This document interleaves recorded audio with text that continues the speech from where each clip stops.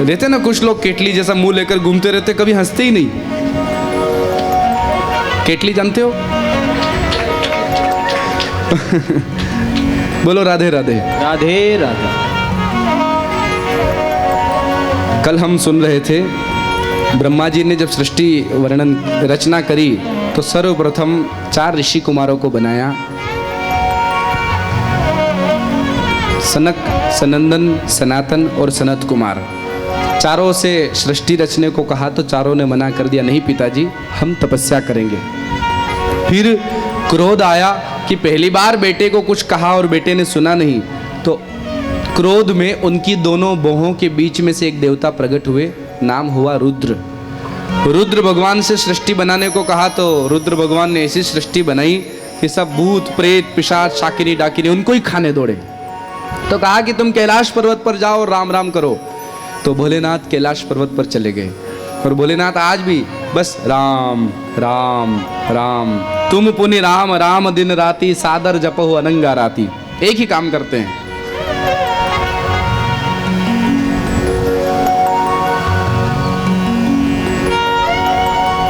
हमारे भोलेनाथ जो है ना, ठाकुर जी के वित्त मंत्री है। वित्त मंत्री अर्थात आप उपासना ठाकुर जी की करो, पर आपके पास जो संपत्ति आएगी वो हमारे महादेव, हमारे भगवान भोलेनाथ के द्वारा आएगी, सीधे भगवान नारायण के द्वारा नहीं आती, वित्त मंत्री के द्वारा ही आएगी। और ऐसे वित्त मंत्री की आज तक एक घोटाला नहीं किया।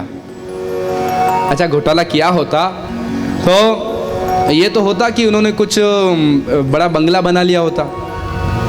कहाँ रहते भोलेनाथ?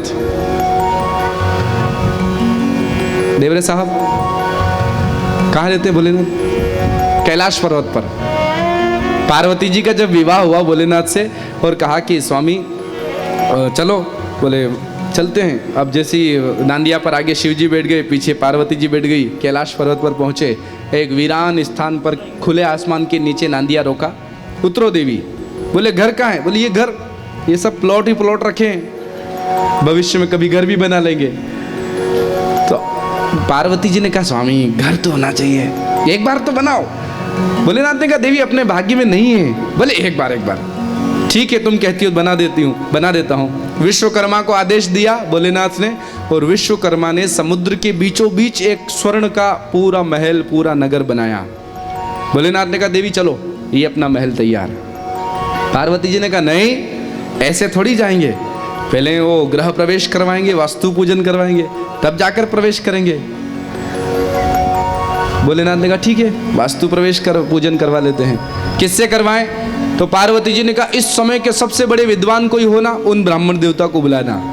तो भोलेनाथ ने कहा इस समय के सबसे बड़े विद्वान तो हमारे एक ही चेला है। क्या नाम? बोलो भाई। रावण। हाँ, रावण को बुलाया गया और रावण आया, 10 मुख उसके, तो 10 मुखों से एक साथ वेद मंत्र पाठ करने लगा। ऐसा लग रहा था कि 10-10 ब्राह्मण एक साथ अनुष्ठान कर रहे हैं। हाँ, वैदिक मंत्र बोलने लगा। इखेत्तोर्जेत्वा वायवस्तदेवो वह सविता प्रार्पयतु श्रेष्ठतमा। वैदिक मंत्र बोलने लगा, यजुर्वेद बोलने लगा रावण। पार्वती जी बड़ी प्रसन्न हुई। बढ़िया विधि विधान से गृह प्रवेश का कार्य संपन्न हुआ, वास्तु पूजन हुआ, दक्षिणा का मौका आया। तो भोलेनाथ ने, पार्वती जी ने रावण से कहा पंडित जी बोलो क्या दक्षिणा दें आपको? तो रावण ने कहा अरे माता जी, गुरु जी के घर तो पूजन करवाया, क्या दक्षिणा लेना, गुरु जी के घर जाने दो। बोले नहीं। पार्वती जी ने कहा अरे ऐसे हमको पूजन का फल नहीं मिलेगा, आप दक्षिणा मांगो, जो मांगोगे वो देंगे। तो रावण ने कहा माता जी फिर प्रार्थना कर रहा हूँ, रहने दो, गुरु जी के घर पूजन करवाया, क्या मांगो? बोले नहीं मांगो तुम तो। अच्छा ठीक है, जल लो हाथ में। पार्वती जी ने, भोलेनाथ ने जल लिया हाथ में और संकल्प रावण पढ़ने लगा। और संकल्प में आखिरी में उसने कहा दक्षिणा देना ही चाहते हो? मेरी तो इच्छा नहीं थी, पर देना ही चाहते हो तो ये जो सोने का नगर बनाया है ना, ये नगर ही दक्षिणा में दे दो।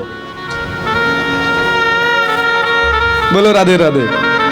भोलेनाथ ने पार्वती जी की ओर देखा, लो मैंने पहले ही मना किया था, हमारे भाग्य में नहीं है, फिर भी नहीं मानी, तो रह लो अब महल में, ये तो गया दान में। और वो रावण को तूने लंका दीनी, भगीरथ को तूने गंगा दीनी, गंगा को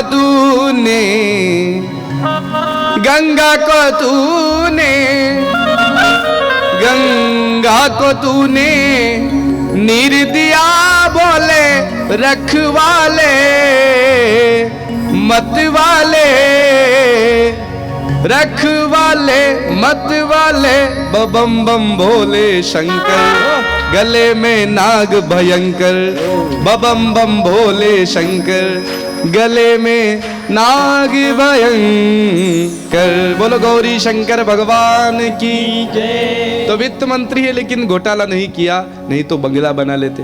अच्छा तो एक ऑडी मर्सिडीज कोई गाड़ी तो खरीदी होगी 4-4 बंगड़ी वाली? बोले नहीं, जहां भी आना जाना होता है तो काय पर बैठ कर जाते हैं? नंदी पर सवार होकर के। अरे तो सोना चांदी पहनते होंगे हैं? बढ़िया ब्रेसलेट, बढ़िया गले में हार पहनते होंगे। मैंने कहा हाँ बिल्कुल पहनते, भोलेनाथ हार। छाया भी नहीं, काय का हार पहनते भोलेनाथ? भुजगेंद्र हारम कर्पूर गौरव करुणावतारम संसार सारम भुजगेंद्र हारम। भुजंग का हार अर्थात सांपों का पूरा श्रृंगार करते हैं। इधर सांप, इधर सांप, इधर सांप, जटा में सांप, बागंबर में सांप, हाथ में पोछी सांप की, घड़ी सांप की, बाजूबंद सांप का, पूरे सांप से लिपटे रहते हैं। ऐसे हमारे भोलेनाथ। और इतने भोले भाले, इतने भोले भाले कि अभी आप मंदिरों में देखो भोलेनाथ के वहाँ थोड़े भक्तों की ऐसी लाइन लगी रहती है। धन्यवाद देता हूँ हमारे मध्य प्रदेश के हमारे सीहोर वाले परम पूज्य गुरुदेव प्रदीप जी मिश्रा को, जिन्होंने भगवान भोलेनाथ के मंदिरों की धूल खत्म करवा दी। जंगल में भी शिव मंदिर दिख जाए तो वर्तमान ये दशा है कि वहां भी कोई ना कोई जा करके झाड़ू लगा ही देता, पूजन कर ही देता, अभिषेक कर ही देता है। हाँ, और इतना बढ़िया विधि विधान से सब लोग, पहले कोई जाता भी था तो केवल जल का लोटा चढ़ा कर आ जाता। आजकल तो ये चाहिए तो ये चढ़ाओ, वो चाहिए तो वो चढ़ाओ, बिल्कुल डिपार्टमेंट बांट दिए कि ये डेंटिस्ट विभाग, ये फलाना रोग विभाग। बड़े हॉस्पिटल में जाते हैं और होता नहीं है कि नाक कान गला रोग विभाग, ये हड्डी रोग विशेषज्ञ, तो सबको अलग अलग डिपार्टमेंट बांट दिया कि बेटा चाहिए ये करो, विवाह करना है ये करो, नौकरी चाहिए ये करो, सब विभाग बांट दिए। और बढ़िया भोलेनाथ को भी आनंद आ रहा, चढ़ाए जाओ। भोलेनाथ तो कहते या तो आने दो सब, भोलेनाथ को सब चलता हो। पर हाँ, एक प्रार्थना जरूर मैं करूं। मैंने अभी कुछ मंदिरों में ऐसा भी देखा कि माताएं बहनें जो पूजन करती है उसके बाद जो वहाँ का पूजन का मटेरियल नीचे गिरता है, वो मटेरियल लेकर वहीं स्थानीय जो तुलसी का पौधा हो, बिल्व वृक्ष का पौधा हो या वहाँ कोई पुष्प का पौधा हो वहाँ डाल देती है। अपना कंकु चावल बचा वो वहाँ डाल दिया, दही बचा वो वहाँ डाल दिया, थाली वहाँ साफ कर ली।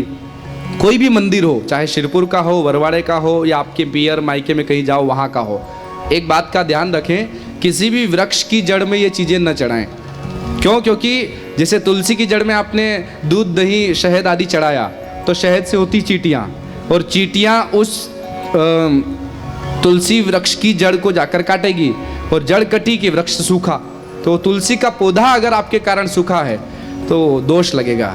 इसलिए मेरा विशेष निवेदन कि आप पूजन करें तो पूजन करने के बाद मंदिर भी साफ करें, शिवलिंग भी साफ करें, और बाहर जो आप जगह जगह कहीं यहाँ कहीं वहाँ ऐसे कचरे के जैसे डाल देते हो, उसकी बजाय सफाई का ध्यान रखो, ताकि उस मंदिर का कोई भी वृक्ष हो, बिल्व वृक्ष हो, तुलसी वृक्ष हो या अन्य वृक्ष हो, सूखे नहीं, है ना? सूख गए यहाँ का, गलत बात। आप बोल रहे हैं कि यहाँ पास में जो शिव मंदिर का बिल्व वृक्ष है वो सूख गया है। ये सूखा नहीं है, हम लोगों ने सूखा दिया। तो अब आपकी ही जिम्मेदारी इसको वापस ताजा करो। कैसे? इसमें एक भी दाना कचरे का दिखे तो हटाओ और जल डालो। हाँ, ये कुंकू हल्दी सब डालने से वो खराब होते हैं, इसलिए आप भोलेनाथ को चढ़ाओ, वहाँ से चढ़कर जो बहकर जाए उस स्थान पर निकल करके वो ऐसा ना हो कि किसी पेड़ के वहाँ जाता हो, नहीं तो पेड़ की जड़ें चींटियों के कारण खराब होगी, वृक्ष सूखेगा। बाकी पूजा बहुत अच्छे से आप लोग कर रहे हैं, बहुत प्रसन्नता है। एक लोटा जल सारी समस्याओं का हल। तो हम लोग तो सब दुखी हैं, वो सब के सब समस्या में हैं। अच्छा है, खैर भगवान महादेव सब पर कृपा करे, सबकी मनोकामनाएं पूरी हो, ऐसी मेरी प्रार्थना। पुनः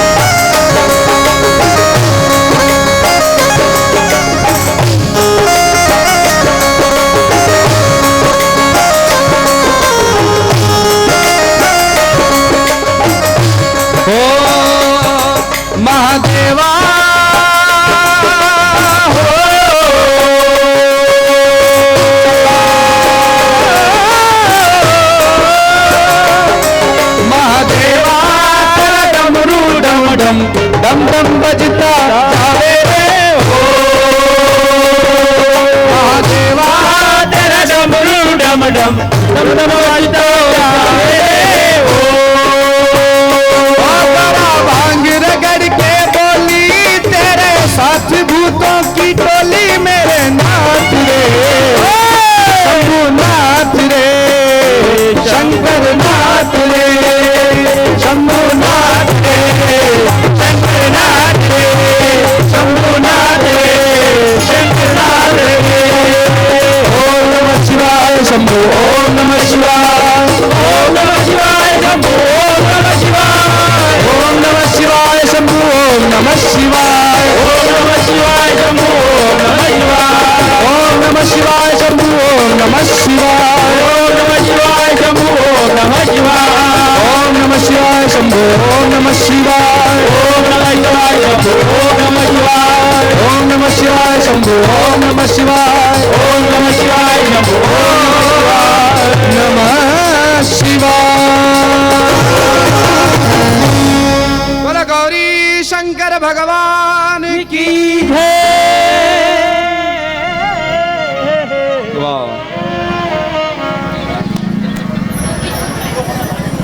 महादेवा हो शंभो।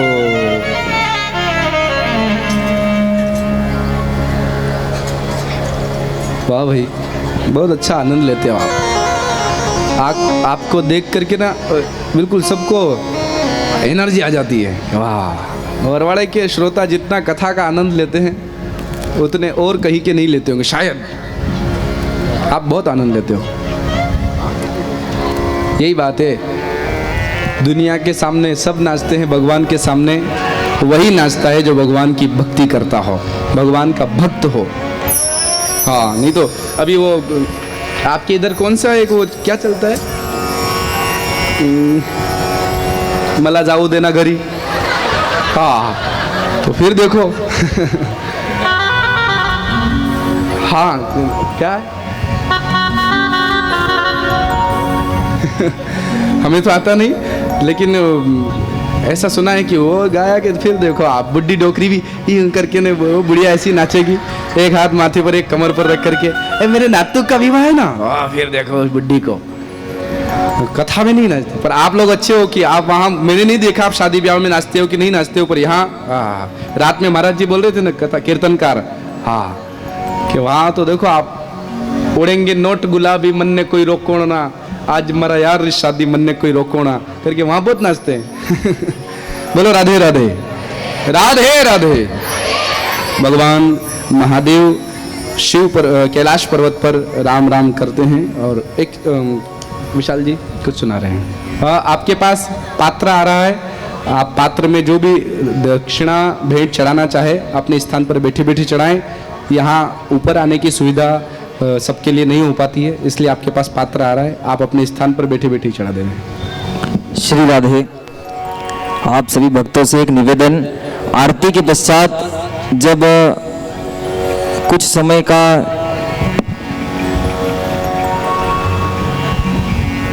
आरती के पश्चात आप सभी अपने अपने घर को सीधे निकल जाते हैं, थोड़ी देर बैठे प्रसाद लेकर ही अपने घर को प्रस्थान करें। इतनी देर तक आप बैठ करके कथा सुनते हैं और आखिरी में जब फल का मौका आता है, जब पूरी कथा का फल मिलना चाहिए, उस समय आप जल्दी करते हैं, तो ये अच्छी बात नहीं है। आराम से बैठे 5 मिनट 10 मिनट लेट से ही आराम से घर जाए। दूसरी बात, गुरुजी की यह कथा YouTube पर लाइव चल रही है, आप YouTube पर जाकर सर्च करें आचार्य अनिल शर्मा कंचन खेड़ी, तो आपको गुरुजी की पहली जितनी कथा हो चुकी है वे सभी मिलेगी और यह कथा भी लाइव चल रही है। तो आप भी सुने और अपने परिवार वालों को भी सुनावे जो यहाँ पर उपस्थित नहीं है, जो दूर रहते हैं यहाँ से, जो यहाँ तक नहीं पहुँच सकते हैं, उनको आप इस चैनल की लिंक सेंड करें। और आप तो यहाँ पर आ रहे हैं, आप भी भक्ति कर रहे हैं, आप यहाँ पर बैठ करके जो तपस्या कर रहे हैं, भगवान की कथा सुन रहे हैं, ठाकुर जी की कथा सुन रहे हैं, ये भी भक्ति है। और एक और भक्ति के मार्ग पर अपना पहला कदम और बढ़ाएं कि आप तो आ रहे हैं, दूसरों को भी ठाकुर जी की कथा सुनावे। तो आप YouTube पर जावें, सर्च करें आचार्य अनिल शर्मा कंचन खेड़ी, चैनल को सब्सक्राइब करेंगे तो आगे जितनी भी कथा गुरुजी की होगी वे सभी भी उनका नोटिफिकेशन आपको मिल जाएगा। और कोई भक्त जो चाहता है कि गुरुजी हमारे घर भी आए, गुरुजी के चरण हमारे घर भी हो, तो आप सभी या तो दीपक भाव से संपर्क करें, बटू भाव से संपर्क करें, या फिर मालसा माता मंदिर के पास में गुरुजी ठहरे हुए हैं, आप वहाँ पर आ सकते हैं। या फिर कोई गुरुजी को अपना गुरु बनाना चाहता है, जो शिष्य बनना चाहते हैं, गुरु दीक्षा लेना चाहते हैं, वे भी संपर्क कर सकते हैं। तो याद रहे इन बातों का, शाम के समय आप निकलने से पहले 5 मिनट 10 मिनट और रुकें, शांति से बैठे। कथा में इतनी देर तक बैठते हैं और आखिरी में जब फल मिलने का मौका आता है तो अपन जल्दी करते हैं, इसलिए ऐसा ना करें। आराम से 5 मिनट लेट सही पर आराम से जावे, प्रसाद लेकर जावे, जो यहाँ से सूचना दी जाती है वे सुन कर जावे। जय श्री राधे। राधे राधे। आजच्या तृतीय दिवस